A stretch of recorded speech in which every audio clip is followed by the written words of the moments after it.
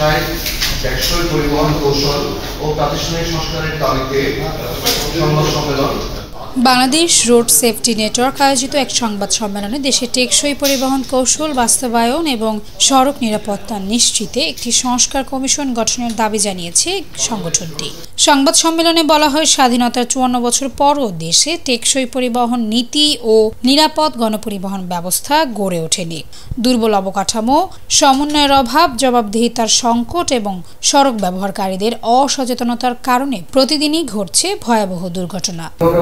ত্রুটিপূর্ণ বাসের দরজার সামনের দিকে ইঞ্জিনের কাছে এই ইঞ্জিনের কাভারে এবং ইঞ্জিনের পাশের সিটে নারীদেরকে বসানো হয়।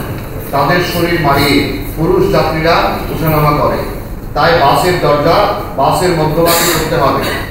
সংগঠনটি ১১ দফা টেকসই পরিবহন কৌশল ও ৮ দফা প্রাতিষ্ঠানিক সংস্কার দাবি তুলে ধরে। এর মধ্যে উল্লেখযোগ্য দাবিগুলো হলো গণপরিবহন খাতকে রাজনৈতিক প্রভাব মুক্ত রাখা, যানবাহন চালকদের পেশাগত সুযোগ সুবিধা নিশ্চিত করা, মেয়াদ উত্তীর্ণ যানবাহন দ্রুত প্রত্যাহার, রাজধানীতে কোম্পানি ভিত্তিক বাস সার্ভিস চালু, শিক্ষা প্রতিষ্ঠানকে নিজস্ব বাস সার্ভিস বাধ্যতামূলক করা, নারী বান্ধব ও প্রতিবন্ধী বান্ধব পরিবহন ব্যবস্থা প্রবর্তন, মোটরসাইকেলের গতি নিয়ন্ত্রণ ও নিরাপত্তা নিশ্চিত করা এবং শহরে আধুনিক ট্রাফিক ও পার্কিং ব্যবস্থাপনা, বিআরটিএ, বিআরটিসি ও ডিআইসিএতে টেকনিক্যাল বিশেষজ্ঞ নিয়োগ, অভিন্ন যোগাযোগ মন্ত্রণালয় গঠন, সড়ক নিরাপত্তা আইন প্রণয়ন, ট্রাস্ট ফান্ডে বছরে ৭০ কোটি টাকা বরাদ্দ এবং প্রশাসনিক কর্মকর্তাদের জন্য সড়ক নিরাপত্তা প্রশিক্ষণ চালু করা।